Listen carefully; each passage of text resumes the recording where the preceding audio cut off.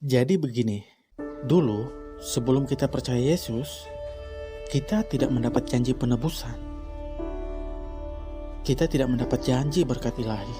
Tidak ada pengharapan karena kita berada di bawah hukuman dosa. Di bawah murka Allah karena kita hidup tanpa Allah. Namun, oleh karena darah Yesus, kita diperdamaikan dengan Allah. Oleh salib Kristus, kita telah dibawa mendekat kepada Allah.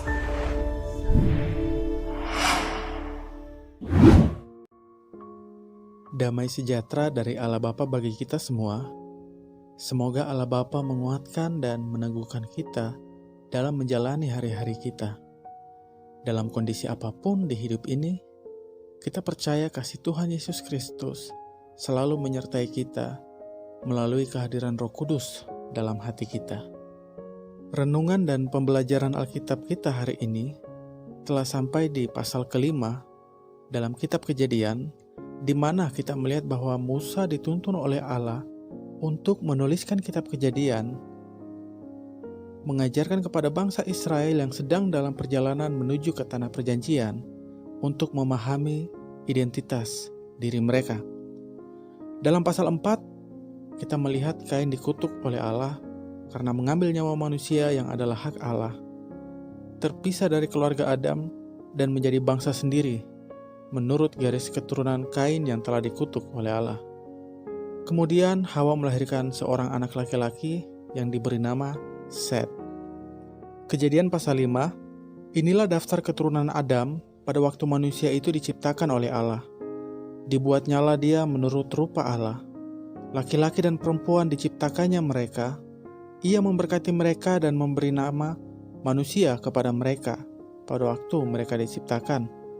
Setelah Adam hidup 130 tahun, ia memperanakan seorang laki-laki menurut rupa dan gambarnya, lalu memberi nama Set kepadanya. Kemudian dari ayat yang keempat sampai ayat yang ke-32 kita melihat silsilah keturunan dari Adam sampai kepada Nuh yang memperanakan Sem, Ham, dan Yafet. Yang mana kita tahu bahwa ketika air bah menutupi bumi, karena begitu banyak kejahatan, hanya Nuh, istrinya, anak-anak, dan menantunya yang selamat. Kata kunci di sini adalah garis keturunan yang diciptakan menurut gambar dan rupa Allah, menurut silsilah dari Set anak Adam yang tidak dikutuk Allah seperti Kain. Ada dua silsilah yang dijabarkan oleh Musa. Dua garis keturunan ini akan menjadi sumber untuk mengetahui dari mana bangsa Israel berasal, dan dari keturunan Kainkah yang dikutuk, atau dari keturunan Set yang diperanakan Adam menurut gambar dan rupa Adam. Jadi kita melihat dalam pasal 5 ini, bangsa Israel sedang diajarkan untuk memahami hakikat diri mereka. Musa menuliskan Toledot atau riwayat bangsa Israel sebagai umat pilihan Allah dengan menarik garis dari Adam sebagai manusia yang pertama kali diciptakan menurut gambar dan rupa Allah. Tujuannya di sini supaya mereka menyadari bahwa mereka adalah orang-orang yang secara khusus Allah pilih untuk menjadi umat Allah. Sehingga bangsa Israel jangan lagi menganggap diri mereka sebagai bangsa budak sebagaimana mereka diperlakukan sangat tidak berharga di tanah Mesir. Bangsa Israel bukanlah bangsa yang tak memiliki tanah, yang tak memiliki Allah, bukanlah bangsa yang tak bertuan. Karena kitab Kejadian ini secara sederhana sedang mengajarkan bangsa Israel bahwa yang berotoritas atau yang memerintah bangsa Israel adalah Allah sendiri.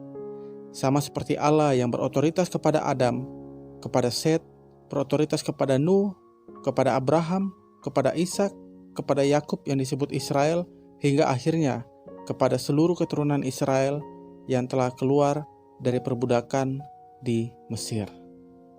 Apabila kita melihat silsilah Yesus Kristus dalam Lukas 3 ayat 23-38, garis keturunan Yesus Kristus ditarik dari Adam sebagai manusia yang diciptakan menurut gambar dan rupa Allah. Dan di dalam Kristus, kita yang bukan orang Yahudi diberitakan oleh Paulus dengan tuntunan Roh Kudus dalam kitab Efesus pasal 2 ayat 11-22 bahwa kita yang dahulu jauh telah menjadi dekat di dalam Kristus, bahwa kita sebelum percaya Yesus tidak mendapat janji penebusan, janji berkat Allah, tidak ada pengharapan karena berada di bawah hukuman dosa, dan hidup tanpa Allah. Namun oleh darah Kristus, kita menjadi dekat sehingga diperdamaikan dengan Allah oleh salib Kristus. Sebagai gereja Kristus, kita pun mendapat bagian dalam janji Allah akan keselamatan, janji Allah akan karunia-karunia surgawi, janji Allah akan kehidupan kekal bersama Allah Bapa di surga. Saya mengajak kita semua mengaminkan doa Paulus. Semoga menjadi berkat bagi kita semua yang mendengarkan pembelajaran Alkitab dan renungan hari ini. Diambil dari Efesus 3 ayat 14-21. Itulah sebabnya aku sujud kepada Allah Bapa, yang daripadanya semua turunan yang di surga dan di atas bumi menerima nama Yesus Kristus sebagai Tuhan. Aku berdoa supaya Ia menurut kekayaan kemuliaannya menguatkan dan meneguhkan kamu oleh rohnya di dalam batinmu, sehingga oleh imanmu Kristus diam di dalam hatimu dan kamu berakar serta berdasar di dalam kasih.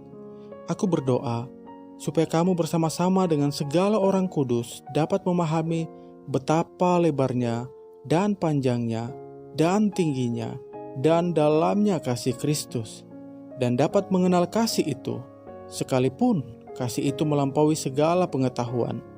Aku berdoa supaya kamu dipenuhi di dalam seluruh kepenuhan Allah.